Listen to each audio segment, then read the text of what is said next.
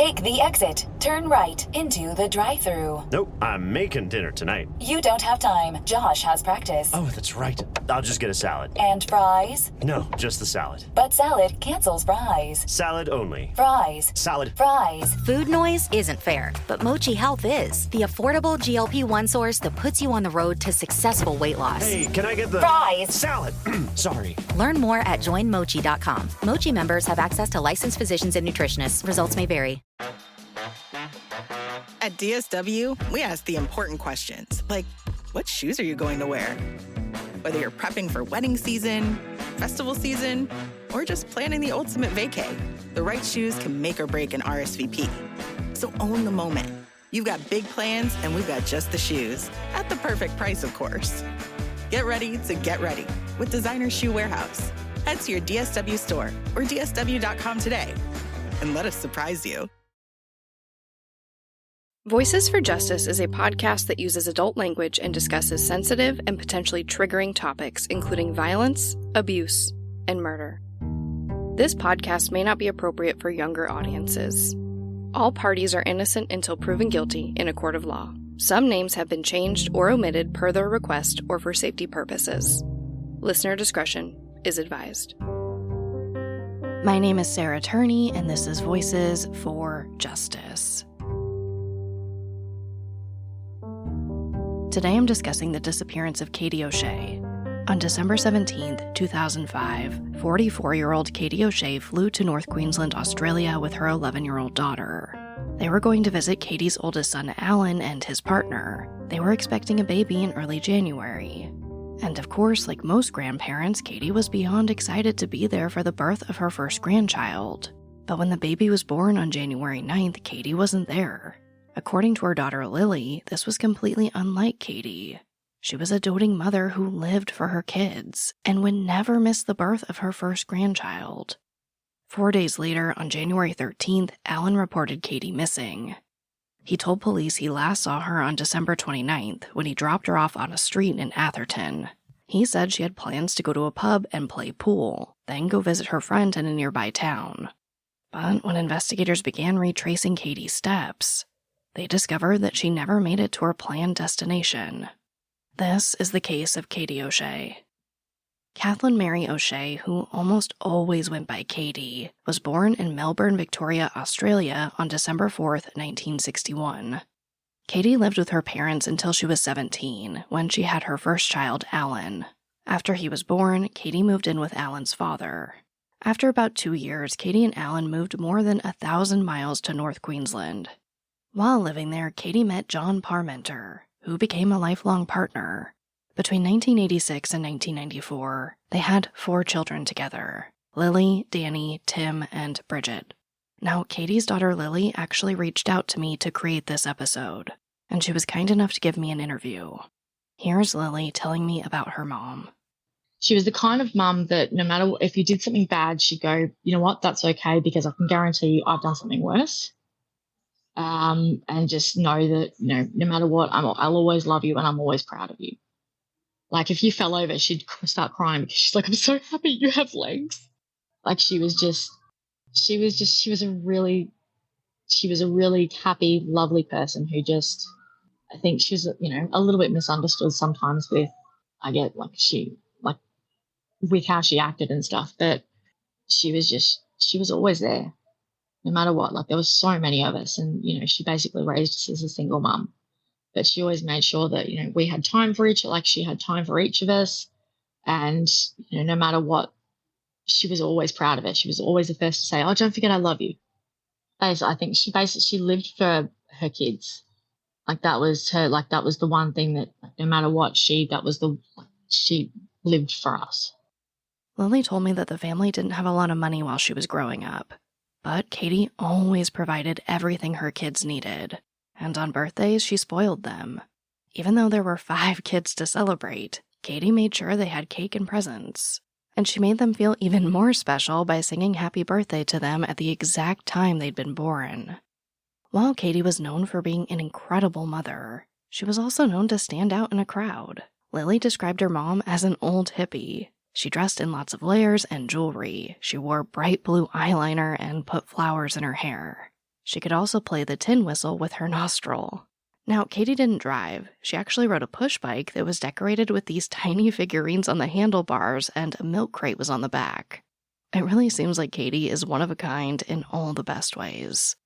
Around 1997, Katie and her partner John separated. Katie and her 4 younger children moved back to Melbourne, where they lived with Katie's mother. But Katie's oldest son, Alan, stayed behind in Queensland with John. Once she was in Melbourne, Katie developed a really close friendship with her sister's ex-husband, John Mackenzie. She did housework for him, and he would give her money to help out with raising the kids. Then, in July 2005, Katie got big news. Alan told her she was going to be a grandmother. And Katie was super excited. She wanted nothing more than a grandchild. Now, of course, like all of us, Katie's life wasn't all sunshine and rainbows. At this point, Katie was struggling in different parts of her personal life.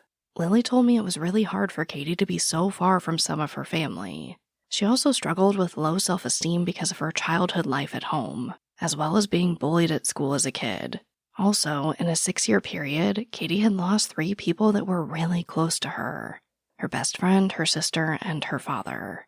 But despite everything she was going through, Katie never really let on how much she was struggling. Lily told me that when Katie found out she was going to be a grandmother, everything changed. It was like all the sadness had just evaporated, and she was so excited to be a goddamn grandmother. Like, I'm talking over the moon. Katie soon began planning a month-long visit for when the baby was born. This episode of Voices for Justice is brought to you by Quince. I've been trying to be more intentional about what I wear each day. I'm leaning into pieces that feel effortless, comfortable, and still put together, and Quince has been my go-to. The fabrics feel elevated, the fits are flattering, and everything just works without overthinking it. They use premium materials like 100% European linen, organic cotton, and ultra-soft denim. And the best part? Everything is priced 50 to 80% less than similar brands. They work directly with ethical factories and cut out the middlemen, so you're paying for quality and craftsmanship, not brand markup. I recently just ordered their tiered linen dress, of course in black. I wanted to pair it with one of my favorite pairs of brown wedges. The problem was, I didn't have a brown purse, so I got that from Quince too. It's one of my favorite outfits. It's easy, effortless, and feels amazing, especially as we're getting a little bit warmer here in Phoenix. Refresh your everyday with luxury you'll actually use. Head to quince.com/justice for free shipping on your order and 365-day returns. Now available in Canada too. That's QUINCE.com/justice for free shipping and 365-day returns. Quince.com/justice.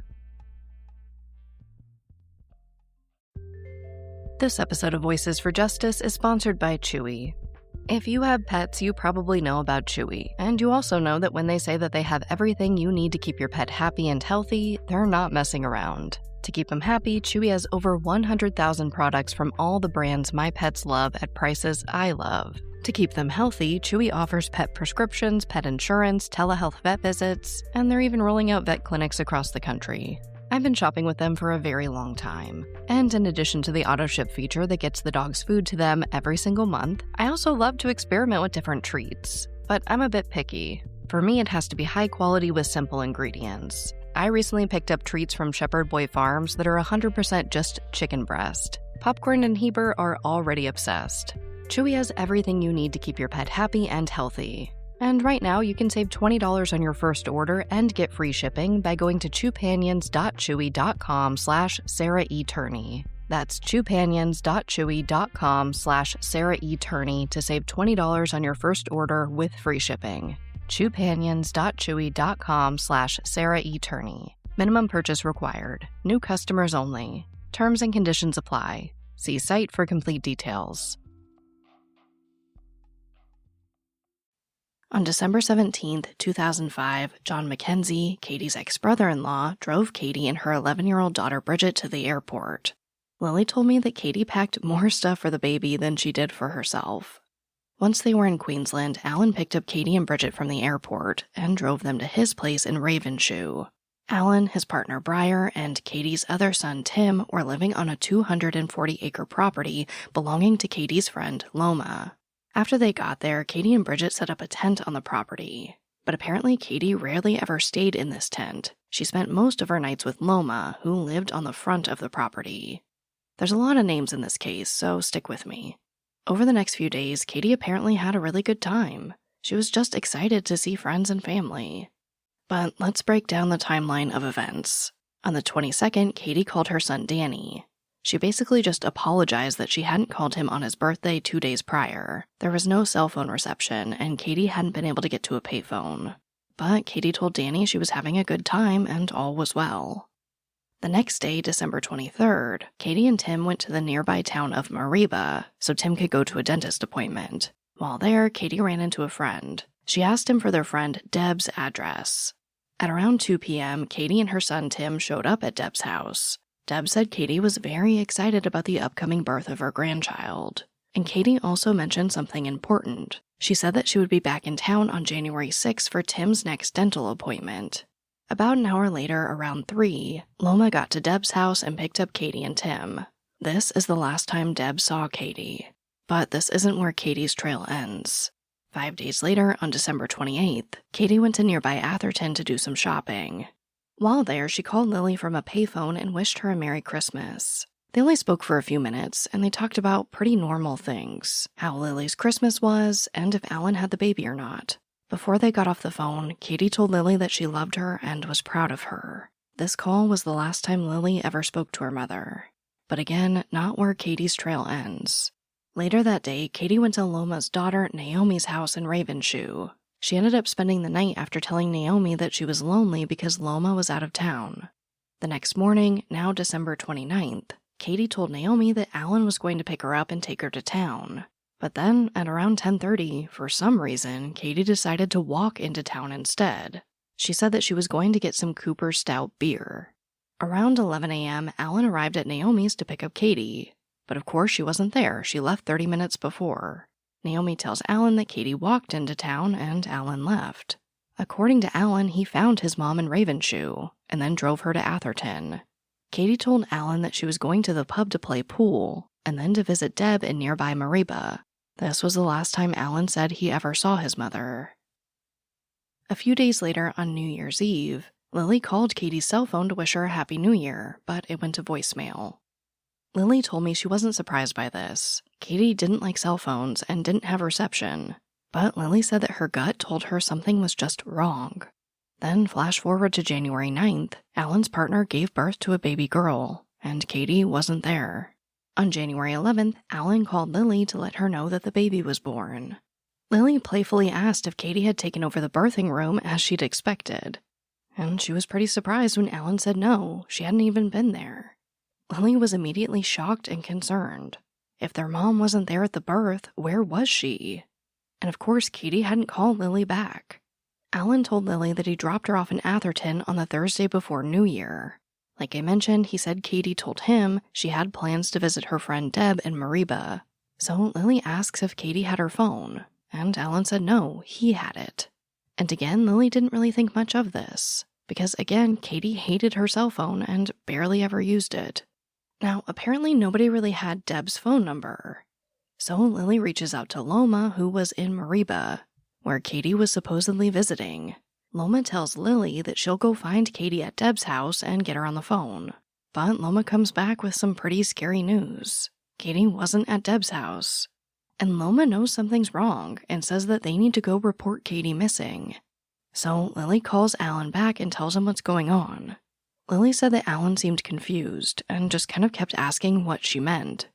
Lily kept repeating that their mother was missing and Alan needed to file a police report since he was there. But Alan said he didn't want to report Katie missing because she would get mad.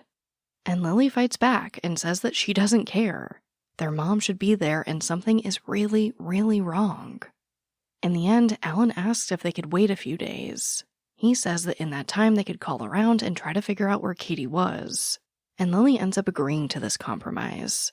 She spent the next few days calling everyone she could think of, friends, stores, hospitals, taxi services, and even churches. But no one had seen or heard from Katie since the 29th. When Katie still hadn't been located by January 13th, Lily calls back Alan and tells him he needs to report their mom missing. Alan called Lily later that day and said that he reported Katie missing. But Lily isn't just sitting back and waiting for things to unfold. She calls her dad and tells him what's going on. Then she flies to central Queensland and meets with her father. As soon as they land, they drove more than 18 hours non-stop to get to northern Queensland where Katie was last seen. Lily and her father were there for the next 3.5 weeks, speaking with police and searching for Katie. Now, while Lily and her father were taking Katie's disappearance very seriously, Lily says that Alan didn't seem to be that worried, and he kept making these statements about Katie's behavior before she went missing. He said Katie had been importing drugs from Melbourne to Queensland. He also mentioned something about a bunch of ecstasy pills and a sports bag full of cash, and he said the Russian mafia was involved. Now, of course, all this sounds really shocking, but Lily didn't believe any of it. She says the Russian mafia isn't in northern Queensland, and Katie wasn't importing drugs for anyone. She added that she wouldn't have done that with her little sister Bridget around, and she definitely wouldn't have made it through airport security with a bunch of drugs. Now, on January 17th, Katie and Bridget were supposed to fly back to Melbourne. So if she was just out hiding somewhere or possibly engaging in dangerous illegal activities, this would be the time for Katie to get out and get back home. I'm sure her family was holding out hope that this could be the day Katie was found, but she never showed up for her flight. Then the official investigation began to heat up.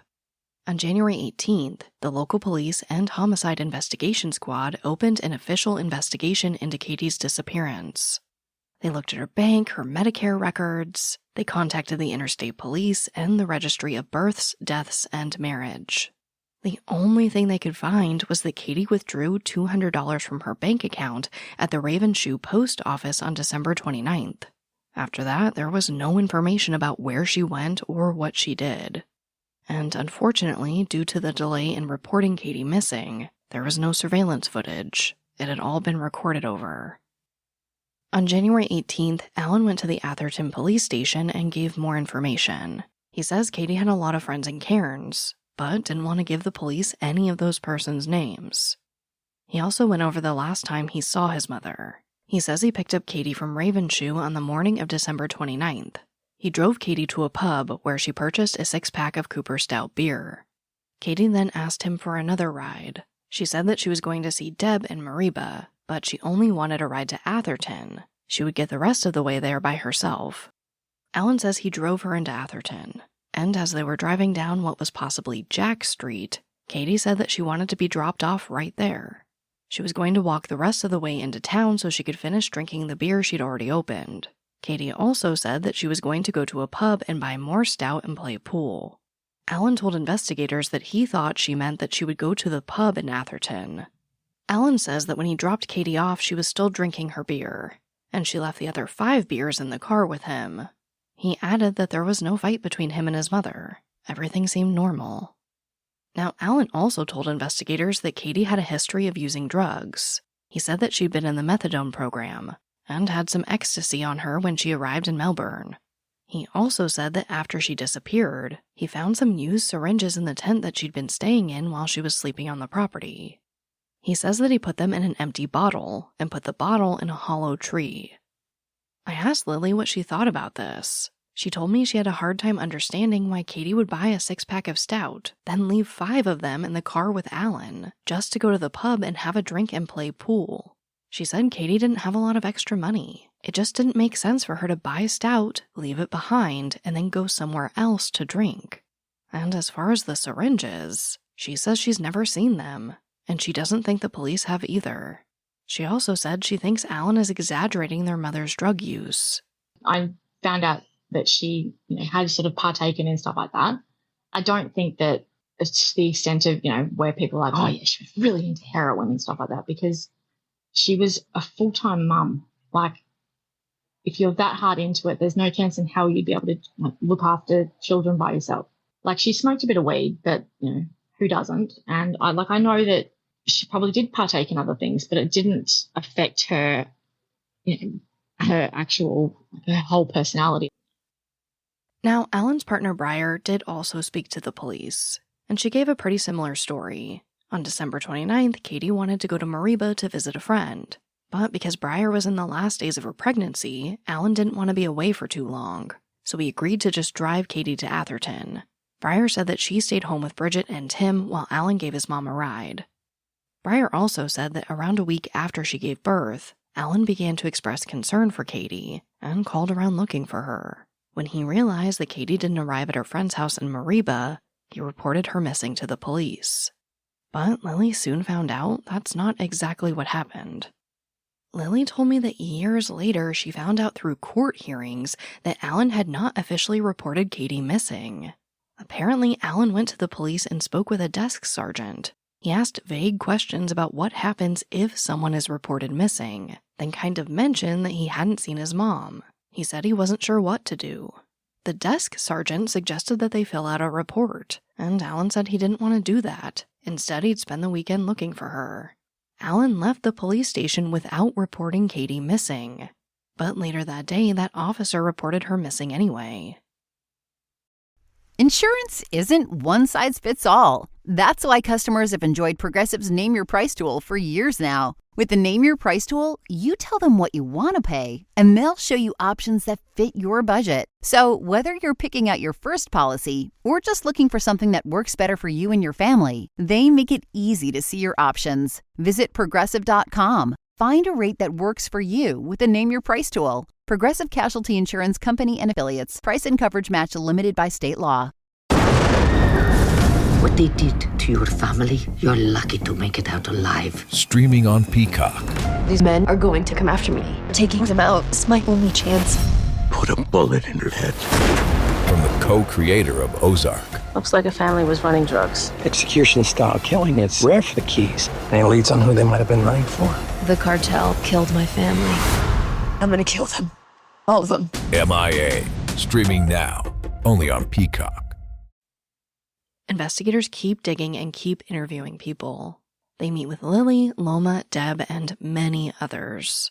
According to investigators, the people who came in and interviewed about Katie described her as happy, fun-loving, a likable person, and above all, a loving and devoted mother who would do anything for her children. Every person investigators interviewed was adamant that Katie would never leave her children for this amount of time, especially without letting them know where she was.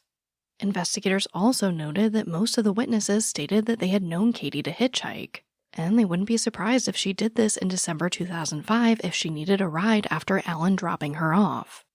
So they began to explore the theory that maybe Katie had hitchhiked and something happened. But around the same time, something else happened. Officers went to Alan and Breyer's home and arrested Alan for possession of cannabis, and the Department of Child Safety took custody of their child.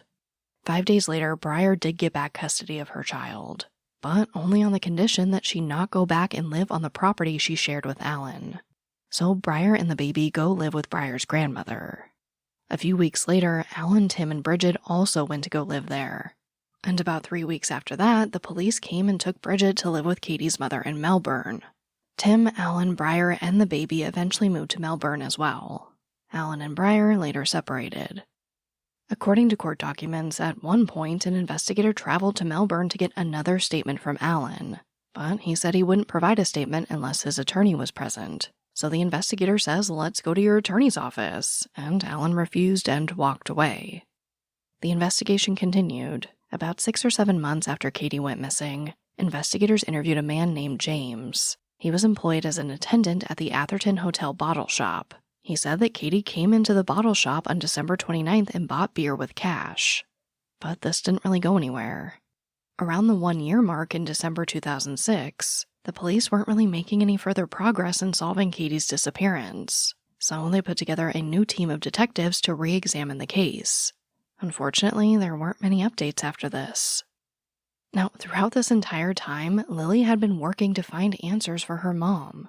She told Women's Day Australia that she called detectives every week to see if they'd made any progress, but it was like Katie had vanished into thin air. Lily also tried to get journalists to cover her mother's disappearance, but she said she had a hard time even getting people to call her back.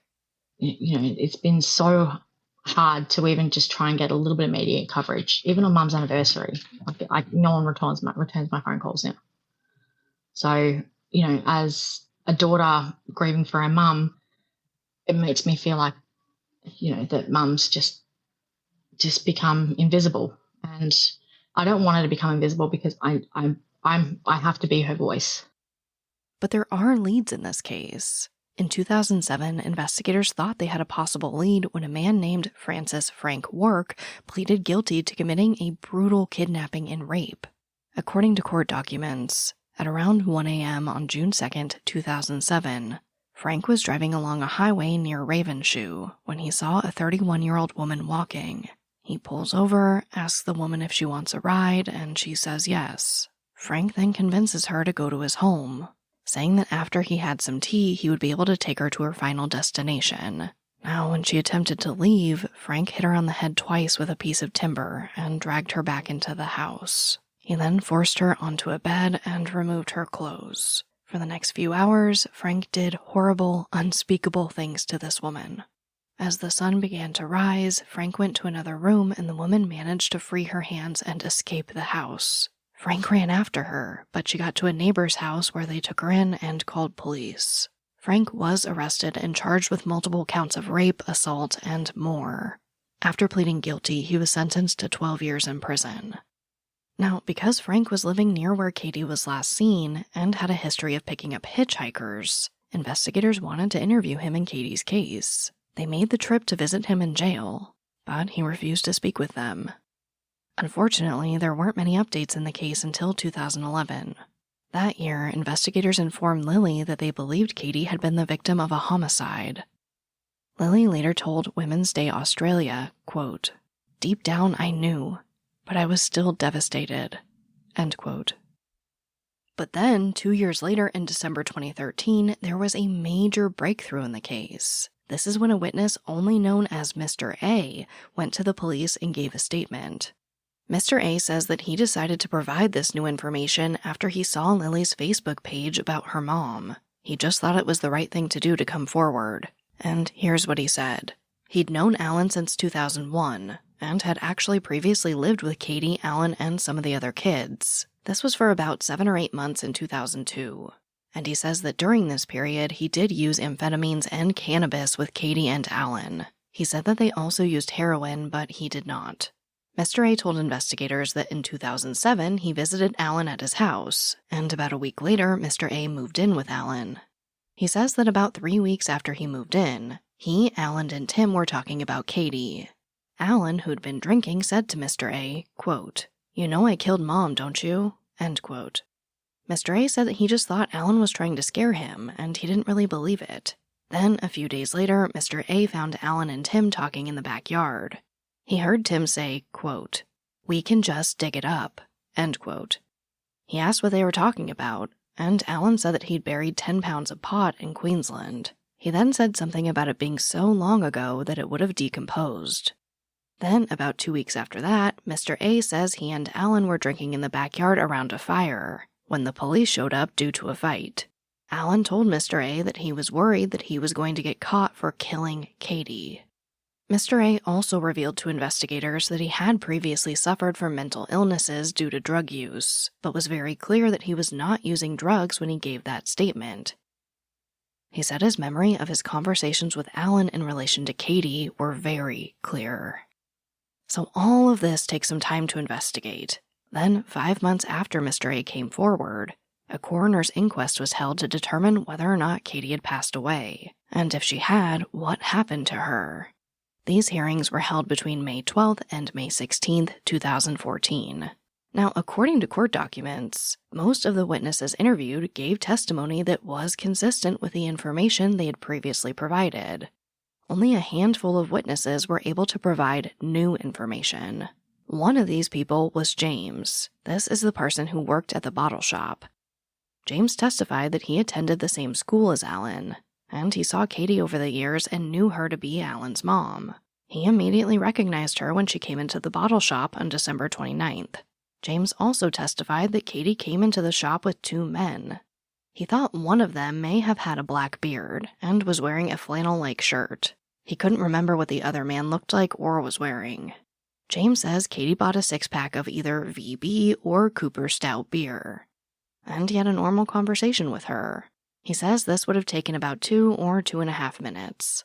He says Katie then left with those 2 men, and he had zero doubt that the person was Katie.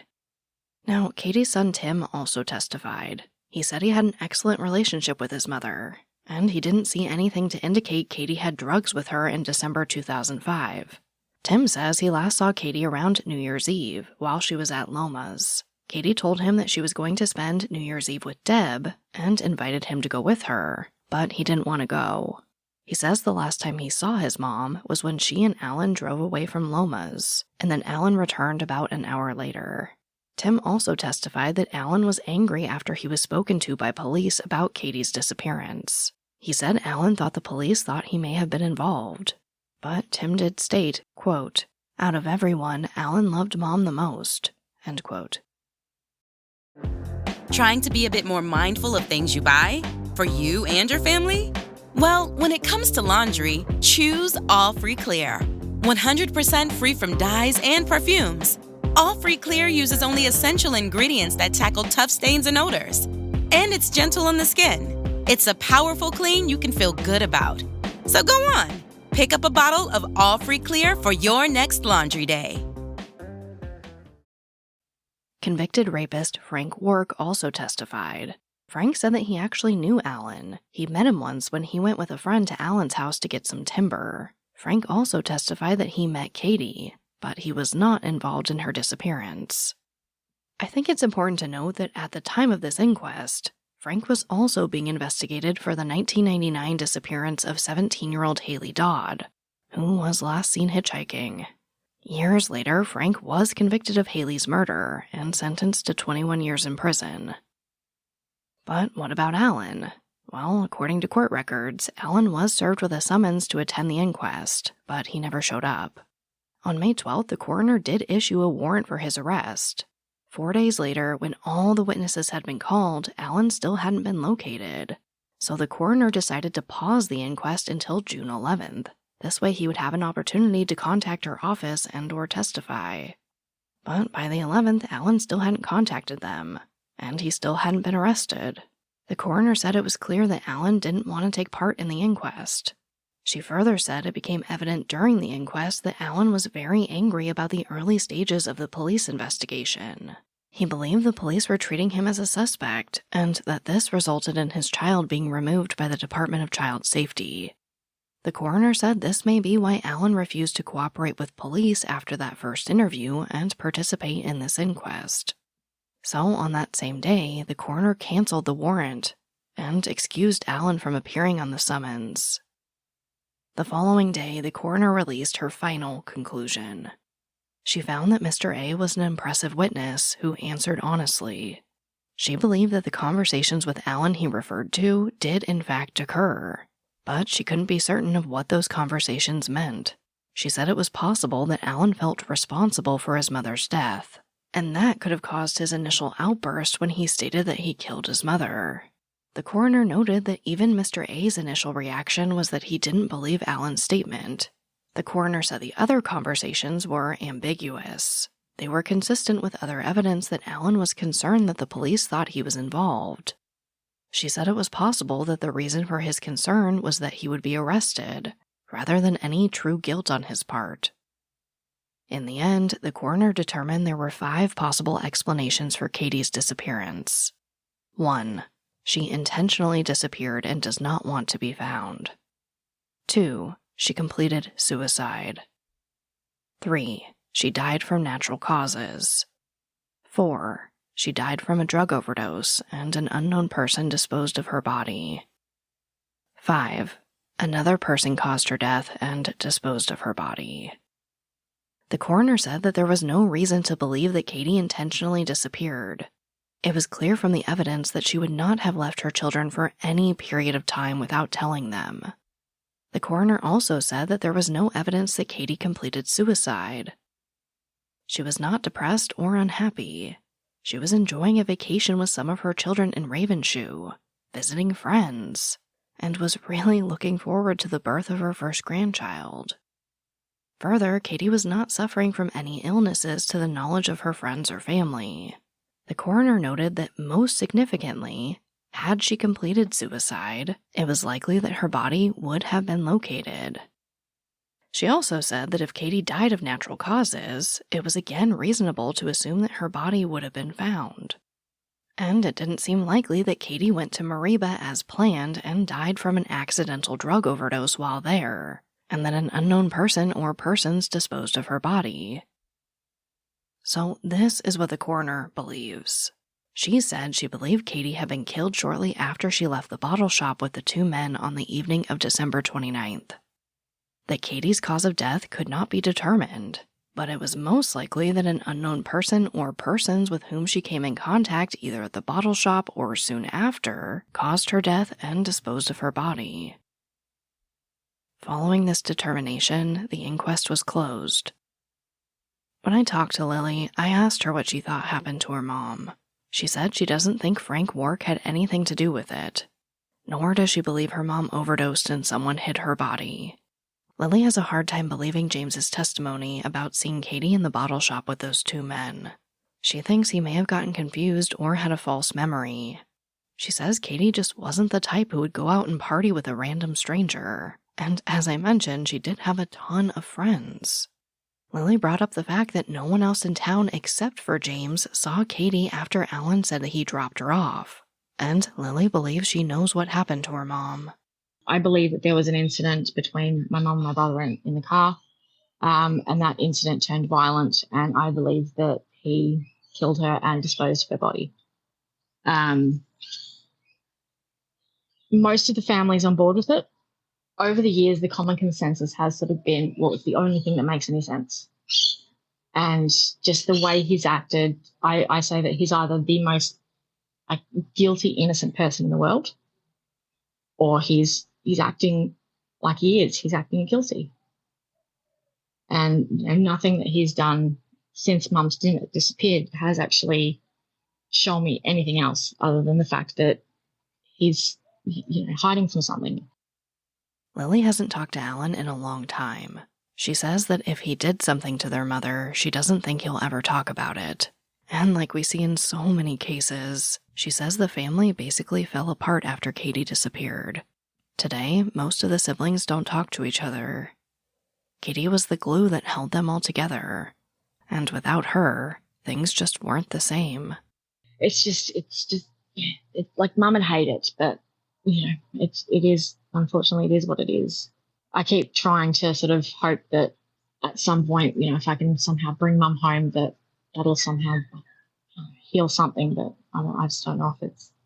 I think we all just need to heal individually before we can try and heal everyone else's scars. Today, Lily is working on a double degree in criminology and human behavior. At first, Lily thought she wanted to be a criminologist so she could solve her mom's case. But as she started going through the classes, she realized she always wanted to help others who are going through a similar situation. I've always believed that if I could help one person going through what I've had to go through, then not that it would make it worthwhile, but it would honor Mum's memory in that way. So I sort of just, and also, there are some things that have happened initially, within the investigation on a federal level where they sort of messed up some of the paperwork, some of their, details and stuff like that. And it was a whole shit show. And I sort of, thought, well, instead of getting upset with that, to try and, join that group and, at least be an advocate for families within the investigation, I guess. Because my mum always was a really bright light, and I know that losing someone the way that, we have, it has the potential. You can either go down to two roads, this really dark path where, you just fall into it, or you can try and, do something with what you've been given. And I think the best way to honor Mum's memory is to try and help other families. Right now, Katie's case is still open, but it's considered cold. Lily says that until someone comes forward, there's just not much the police can do.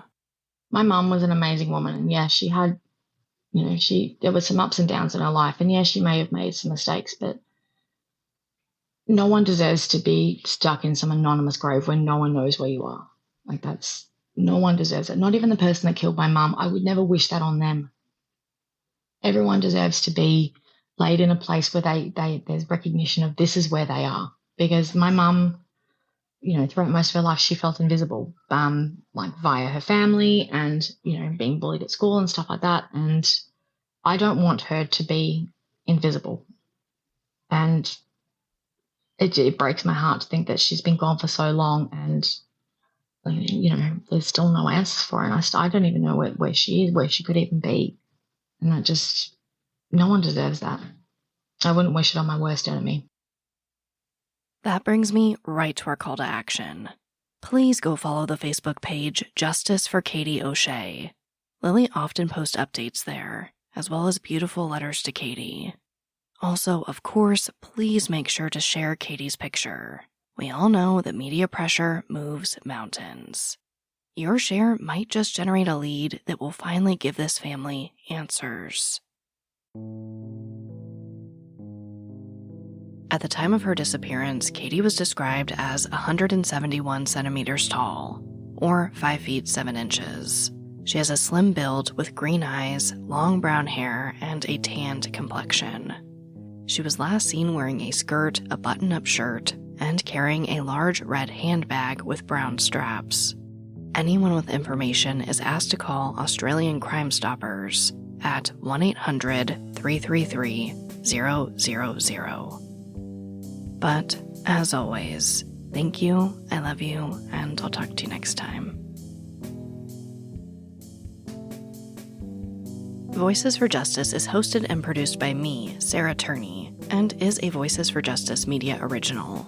This episode contains writing and research by Haley Gray. If you love what we do here, please don't forget to follow, rate, and review the show in your podcast player. It's an easy and free way to help us and help more people find these cases in need of justice.